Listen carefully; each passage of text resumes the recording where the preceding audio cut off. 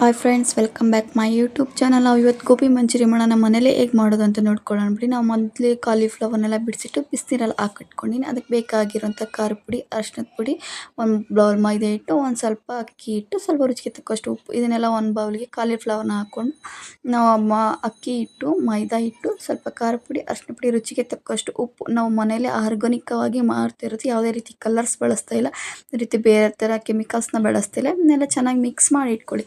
ನೀಟಾಗಿ ಮಿಕ್ಸ್ ಮಾಡಿ ಮಸಾಲೆ ಚೆನ್ನಾಗಿ ಒಂಥರ ಮಿಕ್ಸ್ ಮಾಡಿ ಒಂದು ಹಾಫ್ ಆನ್ ಅವರ್ ಮ್ಯಾರಿನೇಟ್ ಮಾಡಿ ಇಟ್ಕೊಳ್ಳಿ. ನಂತರ ಈ ಕಡೆ ಒಂದು ಬಾಣಲಿಗೆ ಮಿಕ್ಸ್ ಮಾಡಿ ಇಟ್ಕೊಂಡಿರೋ ಅಂಥ ಗೋಬಿನೆಲ್ಲ ಎಣ್ಣೆಲಿ ಡೀಪ್ ಫ್ರೈ ಮಾಡ್ಕೊಳ್ಳಿ. ನೀಟಾಗಿ ಡೀಪ್ ಫ್ರೈ ಮಾಡಿ ಸ್ಪೈಸಿ ಕ್ರಿಸ್ಪಿಯಾಗಿ ಬರೋ ಥರ ಡೀಪ್ ಫ್ರೈ ಮಾಡ್ಕೊಳ್ಳಿ. ಈ ಕರೆದಿರೋ ಗೋಬಿಗೆಲ್ಲ ಇದಕ್ಕೊಂದು ಮಸಾಲೆ ರೆಡಿ ಮಾಡಿ ಇಟ್ಕೊಳ್ಳೋಣ. ಇದ ನಂತರ ಕರೆದ ನಂತರ ಇದಕ್ಕೊಂದು ಮಸಾಲೆ, ಇದಕ್ಕೆ ಒಂದು spoon soya sauce, 2 spoon tomato sauce, capsicum, ಒಂದು ಬಾಲ್ ಈರುಳ್ಳಿ, ಸ್ವಲ್ಪ ಒಂದೇ ಸ್ಪೂನು ಅಷ್ಟು ಕಾರ್ನ್ಫ್ಲವರ್ ಅಷ್ಟೇ, ಕೊತ್ತಂಬರಿ ಸೊಪ್ಪು. ಕಾರ್ನ್ಫ್ಲವರ್ನ ಸ್ವಲ್ಪ ಒಂದು ಸ್ಪೂನ್ ನೀರು ಹಾಕ್ಕೊಂಬಿಟ್ಟು ಮಿಕ್ಸ್ ಮಾಡಿ ಇಟ್ಕೊಂಡು ಇದಕ್ಕೆ ಒಗ್ಗರಣೆಗೆ ಈರುಳ್ಳಿ, ಕ್ಯಾಪ್ಸಿಕಮ್ಮು, ಸ್ವಲ್ಪ ಖಾರದ ಪುಡಿ, ಅರಿಶಿನ ಪುಡಿ ಹಾಕ್ಬಿಟ್ಟು ಮತ್ತೆ ಮಿಕ್ಸ್ ಮಾಡಿ ಸೋಯಾ ಸಾಸು, ಟೊಮೊಟೊ ಸಾಸ್ ಎಲ್ಲ ಆ್ಯಡ್ ಮಾಡಿಬಿಟ್ಟು ಫ್ರೈ ಮಾಡ್ಕೊಳ್ಳಿ.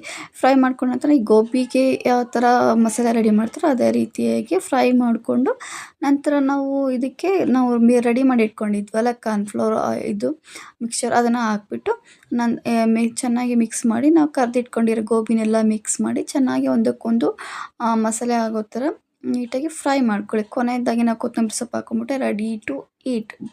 ಪ್ಲೇಟಿಗೆ ಸರ್ವ್ ಮಾಡ್ಕೊಂಡು ನೋಡಿ, ತುಂಬ ಟೇಸ್ಟಿಯಾಗಿರುತ್ತೆ. ಯಾರೆಲ್ಲ ನನ್ನ ಚಾನಲ್ ಸಬ್ಸ್ಕ್ರೈಬ್ ಮಾಡಿ ಪ್ಲೀಸ್ ಚಾನಲ್ ಸಬ್ಸ್ಕ್ರೈಬ್ ಮಾಡಿ.